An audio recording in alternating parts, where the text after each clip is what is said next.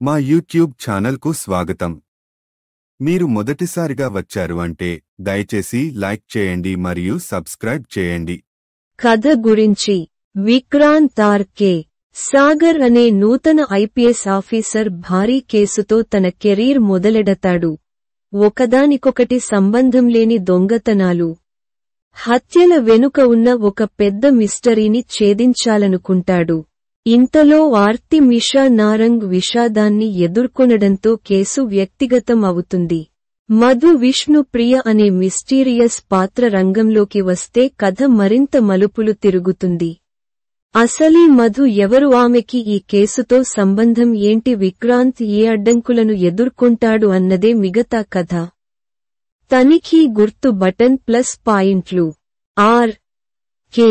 Sagar police పాత్రలో ఒదిగిపోయారు. TV అనుభవం ఆయన నటనలో కనిపిస్తుంది. ముఖ్యంగా యాక్షన్ విచారణ సన్నివేశాల్లో మంచి వర్కౌట్ అయ్యారు. మిషా నారంగ్ స్క్రీన్ మీద అందంగా కనిపించి తన పాత్రకు న్యాయం చేసింది.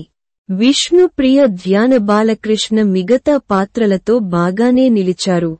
కథాకథనంలో ఉన్న బేసిక్ ఐడియా బాగుంది. ముఖ్యంగా సెకండ్ హాఫ్లో కొన్ని ట్విస్ట్లు కథని కొంత ఆసక్తికరంగా మార్చాయి. క్రాస్ గుర్తు మైనస్ పాయింట్లు. కథలో ఉత్కంఠ కంటే నిద్రమాత్ర ఎక్కువగా అనిపిస్తుంది. స్క్రీన్ ప్లే స్లో మోషన్లో నడుస్తోంది, అయితే థ్రిల్లింగ్ సినిమాలో ఆ స్పీడు ఊహించలేం కదా. కొన్ని సన్నివేశాలు బలవంతంగా అనిపించాయి. ఒక రొమాంటిక్ పాటను ఉరికించేయాల్సిన పనిని మ్యూజిక్ డైరెక్టర్ మిస్ అయ్యారు అనిపించింది. విలన్ల క్యాస్టింగ్ పరిపూర్ణంగా కాకపోవడంతో క్లైమాక్స్ అంతగా ఇంపాక్ట్ ఇవ్వలేదు. మీరు ఛానల్కి కొత్త అయితే లైక్ చేయండి, షేర్ చేయండి.